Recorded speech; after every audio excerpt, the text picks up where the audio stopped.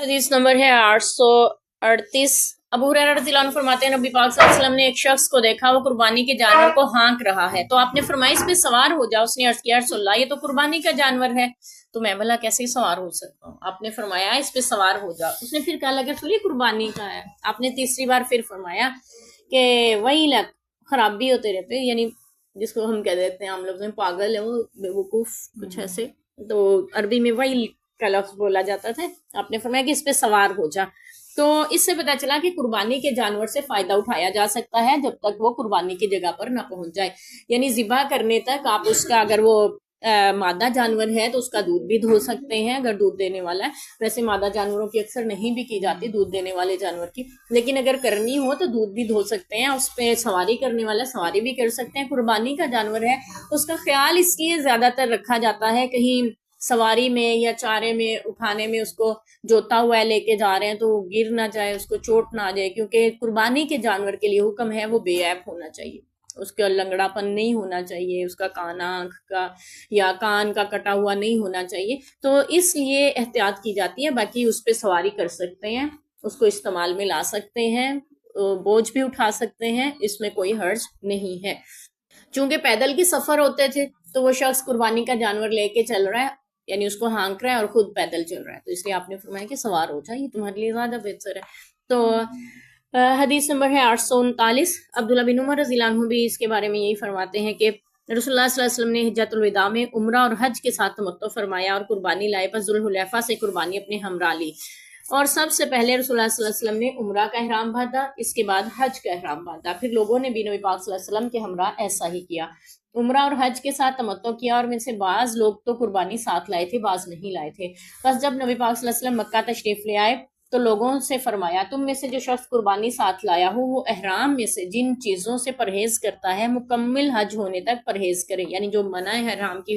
حرمت کی چیزیں ہیں، حرام ہو جاتی ہیں حالت احرام میں، ان پہ پابندی میں رہے، اور جو نہیں لایا قربانی اسے چاہیے کہ کعبہ کا طواف صفا مروہ کی سعی کرنے کے بعد بال کتروائے اور احرام کھول دے،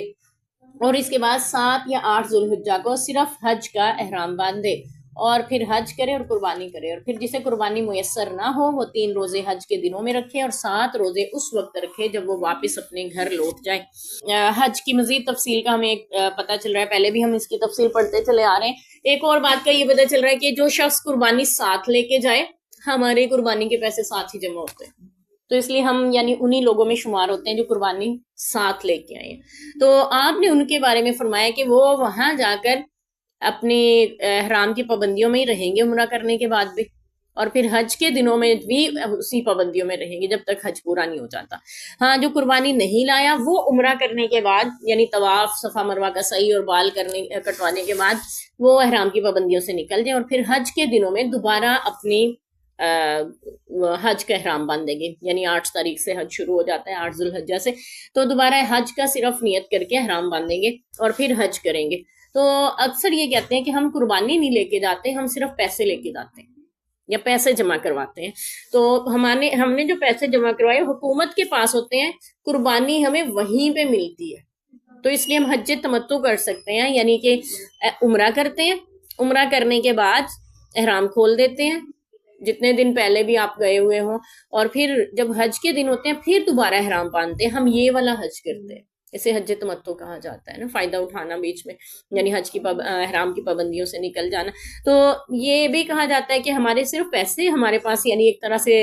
ہم نے اکاؤنٹ میں جمع کروا دی، قربانی تو ہمیں اسی دن ملتی ہے جس دن کرنی ہوتی ہے، تو اس لیے ہم حج تمتع کرتے ہیں، اور ہمارے آج کل یہی ہوتا ہے، زیادہ تر حج تمتع ہی کروایا جاتا ہے۔ تو وہ چونکہ سفر پیدل کے ہوتے تھے اور وہاں پہ کوئی ایسے انتظام نہیں ہوتے تھے کہ وہاں جا کے وہ قربانیاں خرید سکیں، اور اتنی قربانیاں آتی بھی کہاں سے، پوری دنیا سے لوگ آئے ہوتے ہیں حج کرنے، تو اس لیے مشکل ہوتا ہے، تو اب انتظام کیے جاتے ہیں حکومت کی طرف سے، مختلف ممالک سے جانور منگوائے جاتے ہیں، اسی حساب سے ہر حاجی کی طرف سے قربانی ہوتی ہے، تو ہر حاجیوں کی طرف سے الگ قربانی ہوتی ہے۔ جیسے ہمارے پاکستانی حاجی ہوتے ہیں نا جو سرکاری پیسے سے جاتے ہیں، ان کے گائے کو حصے میں ڈال دیے جاتے ہیں، یعنی حصوں والی قربانی دے دی جاتی ہے۔ جو دوسرے ملکوں کے آتے ہیں ان کے زیادہ پیسے ہوتے ہیں تو ان کے بکرے وغیرہ ایک حاجی کے حصے میں آ رہے ہوتے ہیں، اس طرح سے یعنی ہر ملک کے الگ حساب ہوتا ہے، الگ پیسے ہوتے ہیں، الگ قربانی ہوتی ہے، الگ سے یعنی انتظامات ہوتے ہیں. جو پرائیویٹ جاتے ہیں وہ زیادہ پیسے دے کے جاتے ہیں, وہ بھی اپنا حصہ بکرے والی قربانی میں ہی یعنی زیادہ تر دیتے ہیں. بعض لوگ یہ ہوتا ہے کہ زیادہ یا کم کروا کے اپنے لیے پورا جانور ہی اپنی طرف سے یعنی کرنے کی کوشش کرتے ہیں. تو بہرحال اصل بات یہاں پہ یہ ہے کہ قربانی حج کا رکن ہے اور لازمی اس کی شرکت وہاں پہ ضروری ہے, اور یا تو ساتھ لے کے جائیں قربانی کا جانور یا وہیں سے خرید کے قربانی کریں جیسے بھی ممکن ہو.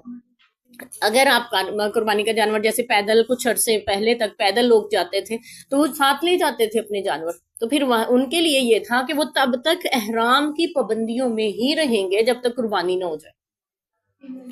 اور جو نہیں لے کے جاتے وہیں پہ جا کے خریدتے ان کے لیے تھا کہ وہ احرام کر لیتے, عمرہ کرنے کے بعد احرام کی پابندیوں سے نکل جاتے. اور یہاں پہ تیسری ایک اور صورت وہ یہ بیان ہوئی ہے کہ اگر کسی شخص کے پاس قربانی نہیں ہے, قربانی لے کے بھی نہیں گیا اور اتنی طاقت بھی نہیں ہے کہ وہاں سے خرید کے قربانی کر سکے, لیکن حج تو کرنے کو دل کر رہا ہے نا, حج کر لیا ہے اور قربانی نہیں ہے تو وہ کیا کرے. اس کے بارے میں نبی پاک صلی اللہ علیہ وسلم نے فرمایا وہ 10 روزے رکھے, اور قرآن پاک میں بھی اس کا حکم ہے.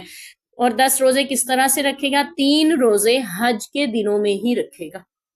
ٹھیک ہے, یہ عید کے دنوں میں نہیں, بعد میں, یعنی حج کے دنوں میں وہ روزے رکھے گا 3 دن, اور پھر باقی روزے جو ہے وہ گھر آ کر 7 پورے کرے گا. اور اس میں پابندی نہیں ہے کہ آپ نے 7 روزے ایک ساتھ رکھنے ہیں, ایک ہی مہینے میں رکھنے ہیں. جب جب موقع ملے وہ اپنے یہ 7 روزے پورے کر سکتا ہے, اور جتنی جلدی ہو سکے اتنی جلدی پورا کرے تاکہ قربانی کا اجر بھی اس کے حج میں شامل ہو سکے. تو اس لیے یعنی 7 روزے اللہ نے اجازت دی واپس آ کے رکھے, 3 روزے وہیں پہ اس کو رکھنے ہوں گے, حج کے دنوں میں ہی رکھنے ہوں گے. زیادہ دن تک وہاں ٹھہر رہا ہے تو یہ نہیں کہ وہ بعد میں رکھ لے گا, حج کے دنوں میں ہی رکھنے ہوں گے, اور پھر 3 روزے پورے کرنے کے بعد اور 7 گھر آنے کے بعد اس کو قربانی کا ثواب مل جاتا ہے. ہمارے وہ ورکرز لڑکے جو یہاں سے کام کرنے گئے ہوتے ہیں نا حج کے دنوں میں, وہ ایسا کرتے ہیں کہ حجاج اکرام میں شامل ہو جاتے ہیں, میقات سے احرام نہیں باندھتے, آگے جا کے باندھ دیتے ہیں, اس پہ بھی ایک قربانی پڑتی ہے, اس کے بھی روزے رکھتے ہیں. پھر قربانی نہیں ہوتی ہے, اس کے بھی روزے رکھتے ہیں. پھر روزے رکھ کے یوں اپنا حج بھی کر لیتے ہیں, اور اجر اللہ تعالیٰ دینے والا ہے. غیر قانونی کہہ سکتے ہیں ہم اسے کہ یہ حج غیر قانونی کیا گیا ہے, غیر شرعی نہیں کہہ سکتے, کیونکہ شریعت میں اس کی پابندی نہیں ہے کہ آپ حاکم وقت سے اجازت لے کے جائیں گے تو حج قبول ہوگا, ٹھیک ہے. تو حاکم وقت آپ کو روک رہا ہے, آپ چوری چھپے حج کر رہے ہیں, تو اللہ تعالیٰ قبول کرنے والے ہیں. یعنی کوئی نماز پہ پابندی لگا دے تو نماز چھپ کے پڑھیں گے تو یہ تھوڑی کہیں گے کہ نماز غیر قانونی ہو گئی,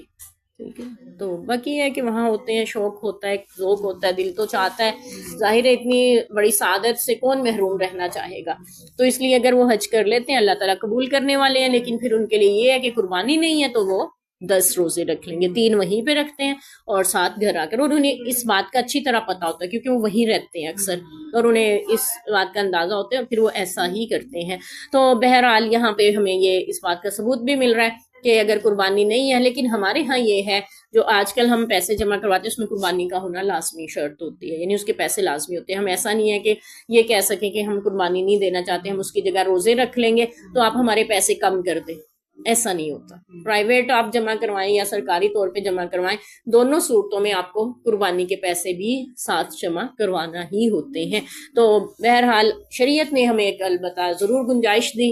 اور اس پہ اور یہ بھی ساتھ میں شرط ہے کہ یہ والی بات جو ہے نا گنجائش, یہ ان کے لیے ہے جو مکہ کے رہنے والے نہ ہو.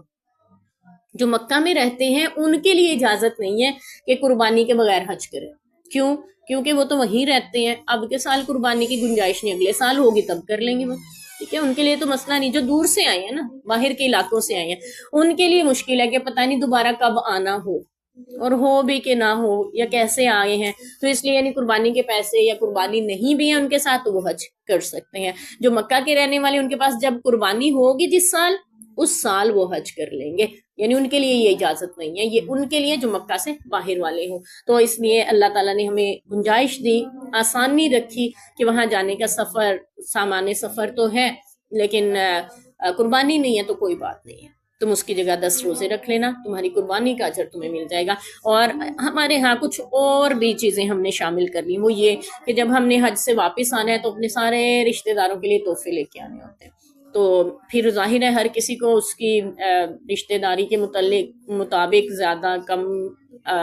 قیمت کا تحفہ لانا ہوتا ہے، تو یہ بھی ایک بوجھ ہوتا ہے حجاج اکرام پہ. یعنی وہ پہلے بیچارے اتنا زیادہ راہ لے کے جاتے ہیں، اور پھر وہاں پہ اللہ تعالیٰ دے ہر ایک کو، ہر کوئی اپنی خوشی سے لائے اتنا زیادہ، لیکن یہ ایک نے خامخواہ کا بوجھ ڈال دیا ہے. ہاں وہاں سے دل تو ہر کسی کا چاہتا ہے وہاں کا کوئی تحفہ ہمیں بھی مل جائے، تو وہاں کے بہترین تحفہ کھجور اور زمزم ہی ہے، یعنی زمزم ہی بہترین تحفہ ہے. تو وہ کوشش کریں کہ ضرور پہنچائیں آپ، یہاں تک لوگوں کے بھی تبرک بھی ہے وہاں کا، اور تحفہ بھی ہے، اور یہ خاص چیز ہے جو اور کہیں سے دنیا میں نہیں ملتی. تو بہرحال اللہ تعالیٰ ہمارے لیے حج کی سعادتیں آسان بھی بنائے اور قبول بھی فرمائے. اللہ تعالیٰ ہم سب کو زندگی میں بارہا یہ سعادتیں نصیب کریں.